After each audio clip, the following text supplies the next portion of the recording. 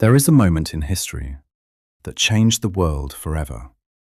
A man was executed publicly, beaten, broken, nailed to wood, left to die slowly in front of a watching crowd.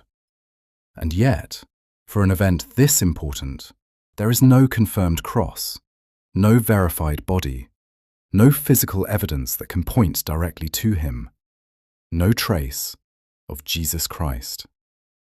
We have the story, we have the location, we even have evidence of the method, but the man at the center is almost completely invisible to archaeology. So what really happened on that cross, and why does history go silent when it matters most? To understand the death of Jesus, you have to step into a world where power was enforced through fear, and death was designed to be seen. The Roman Empire did not just execute criminals, it turned execution into a message. Crucifixion was not simply about ending a life, it was about breaking a body in the most visible, humiliating way possible, so that anyone watching would understand exactly what defiance cost. It was designed to linger in the minds of those who witnessed it. The image of a body suspended, struggling, exposed to the elements, was not meant to be forgotten. It was meant to travel beyond that moment, into memory, into fear, into obedience. Victims were stripped of dignity. They were exposed, lifted above the ground, placed where the public could not ignore them. Their suffering was stretched out over time, not hidden but displayed. It was slow, deliberate, and calculated. Some would remain alive for hours, others for days. The length was not a flaw in the system, it was the point. The longer the suffering, the stronger the message. This is not speculation. Archaeology confirms it. In 1968, in Jerusalem, a discovery was made that changed how historians understood crucifixion. A human heel bone was found with an iron nail still driven through it. The evidence was clear. This was a man who had been crucified, his body fixed to wood, his death engineered through pain. The position of the nail suggested the body had been secured in a way that forced prolonged suffering, not immediate death. Even in death, the body carried the mechanics of how it had been executed. It proved something critical. The descriptions found in the Gospels were not symbolic exaggerations. They were grounded in real, physical methods used by the Romans. Nails were used, bodies were fixed, death came slowly. But the discovery carried a limitation that cannot be ignored. That man was not Jesus.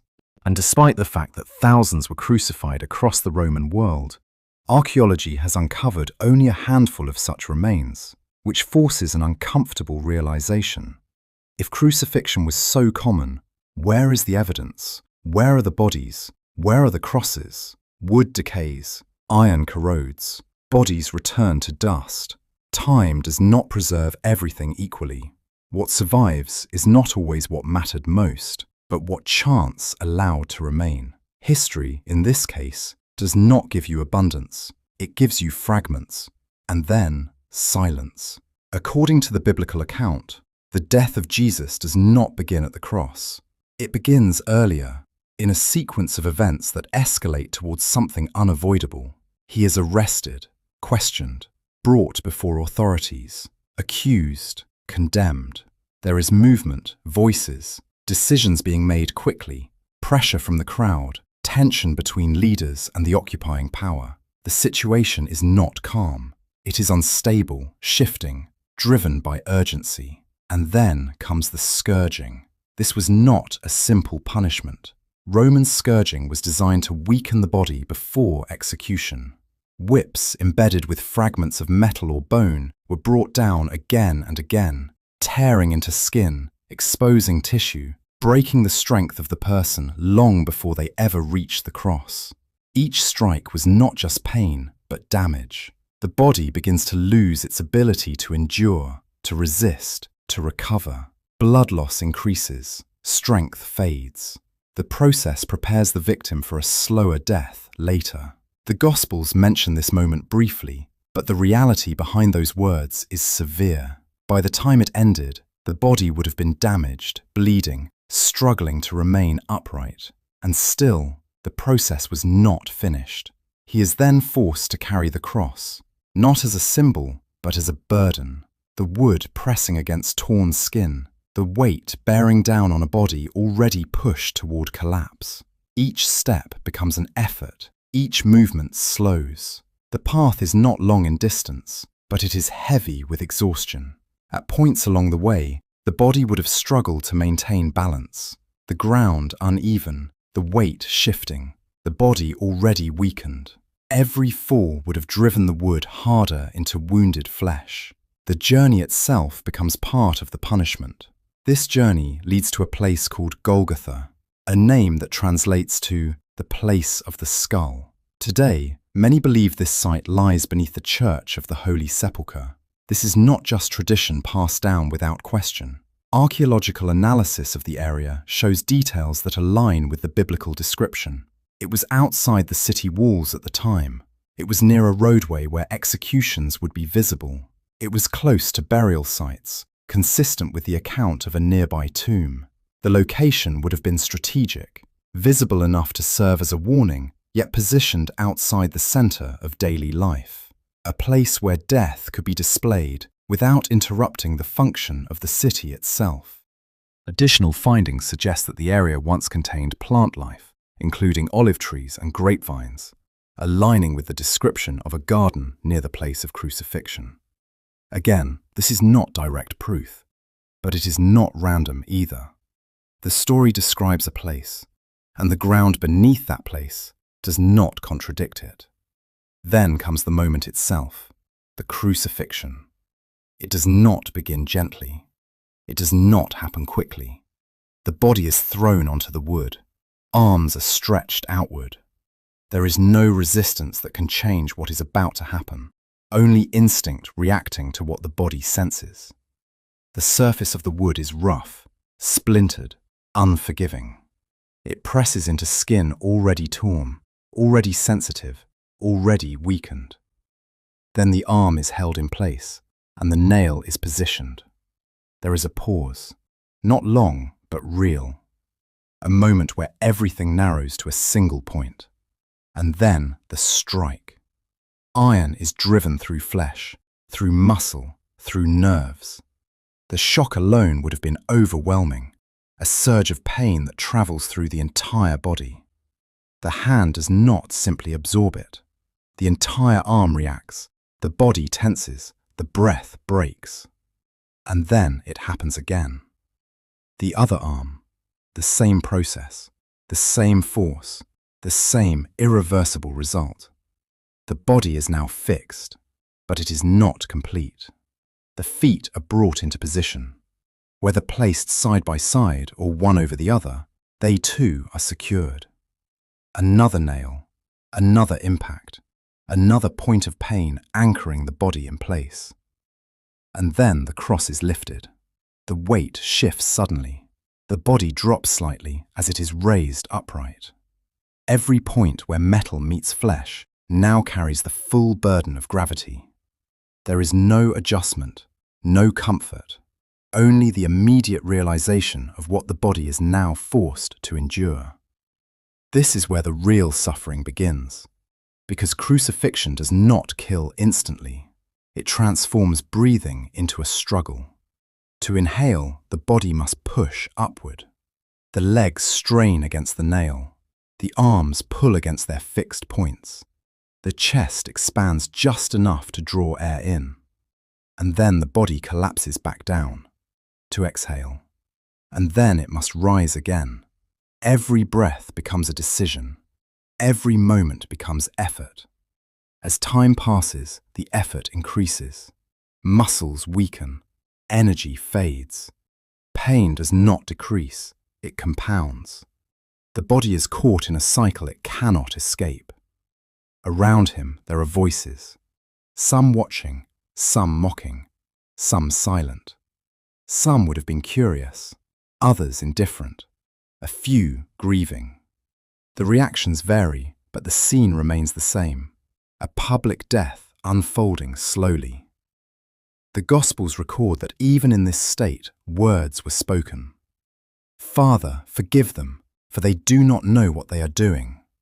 A statement that does not match the environment. Surrounded by pain, yet directed toward forgiveness. Then another moment. A man beside him, also crucified, speaks. And the response comes. "Today you will be with me in paradise." The suffering continues. Time stretches. Then a cry that carries something deeper. My God, why have you forsaken me?" This is not distant or symbolic language. It reflects a moment of intensity, a point where physical pain and emotional weight converge. Hours pass. The body weakens further. Breathing becomes harder. Movements become smaller. The sky, according to the account, darkens. The atmosphere shifts. The crowd, once active, begins to change. Noise fades. Movement slows. What began as spectacle becomes something heavier, harder to ignore. And then, near the end, a final declaration. It is finished. Short, direct. And after that, the effort to breathe stops. The body no longer lifts itself. The struggle ends. Silence replaces movement. Death in crucifixion is often the result of exhaustion, shock, and the inability to continue drawing breath. The Gospel account includes one more detail. A Roman soldier approaches to confirm what has already happened. A spear is driven into the side, and from the wound comes blood and water. To those present, this would have been an observation. To modern analysis, it suggests the separation of fluids within the body, consistent with severe trauma and the final stages of death.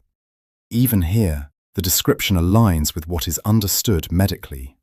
Again, not proof of identity, but consistency of detail.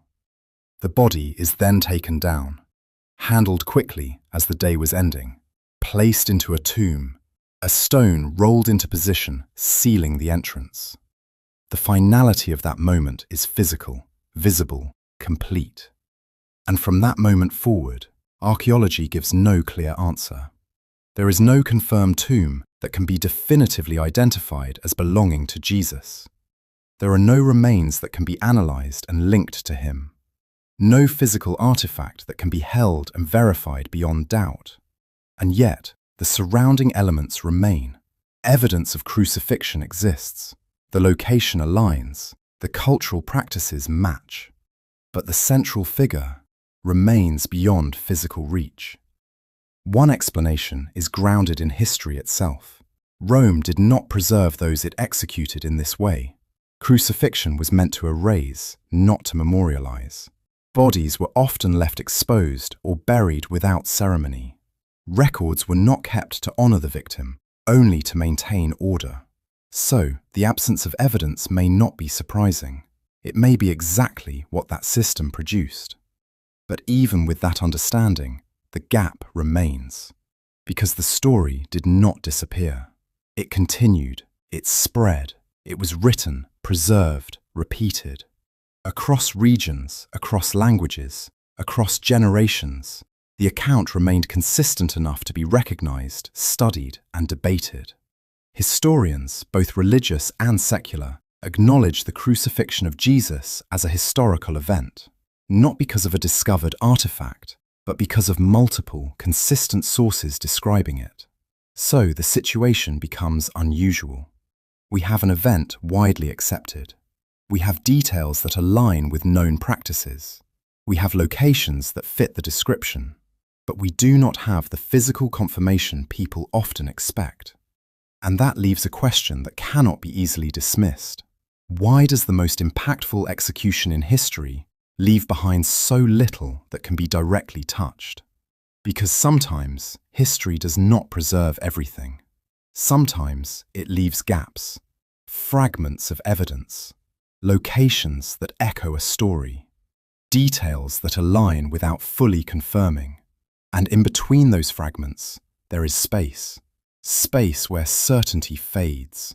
Space where questions remain. A silence that has lasted for centuries, not because nothing happened, but because what happened was never meant to be preserved in the way we now expect. And at the center of that space, a man on a cross, whose death is described in detail, whose suffering is remembered across centuries, and whose physical trace remains just out of reach. And this brings us to the final conclusion. Jesus is risen and will come back again to judge both the living and the dead.